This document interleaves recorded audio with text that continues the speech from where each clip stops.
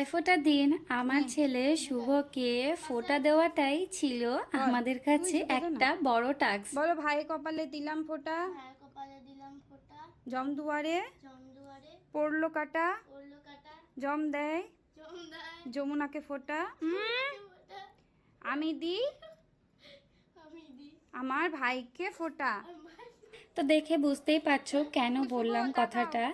আর আমার ছেলে বিশেষ করে ও অ্যাঞ্জেল দিদির কাছ থেকে ফোঁটা বা রাখি পরাতে খুবই দুষ্টুমি করে। বাকি দিয়া দিদি ও খুশি দিদির কাছ থেকে খুব সুন্দর করে নিয়ে নেয়। এদিকে বাচ্চাদের আমি শিখিয়ে দিচ্ছিলাম একটু পুজো করতে, যদিও আমি তেমনভাবে জানি না কোনো নিয়ম।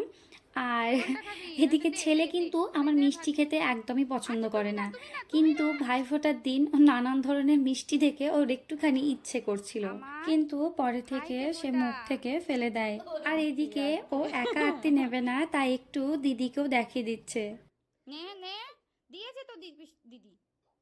এই ভেরি গুড ভেরি গুড। এবার জল খেনা, জল খেনা দিদির হাতে। তো এদিকে দিয়া দিদির হয়ে গেল দেওয়া ভাইকে, আর তারপরে খুশি দিদিও ভাইকে ফোঁটা পরিয়ে দেবে।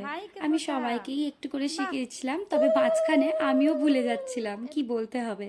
যদিও সকালবেলা মাকে ফোন করে জিজ্ঞেস করে নিয়েছিলাম, আর রাত্রিবেলা বর্দি ভাইকে যখন ফোন করেছিলাম তখন বর্দি ভাইয়ের মুখে জেনে নিলাম যে ছোটবেলায় দিদি ভাইরা কীভাবে ভাইফোঁটা দিত। তো এইদিকে ফোঁটা দেওয়া হয়ে যাওয়ার পর সকালে জল খাবারটা সেরে নিয়ে দুপুরের রান্নাটা রেডি করে নিলাম। আর দুপুরে খাওয়া দাওয়া সেরে নিয়েই শুরু হয়ে গেল আবার একটুখানি মজা। এই যে দিদিদের কাছে গপু সোনা আশীর্বাদ নিচ্ছে, প্রণাম করছে।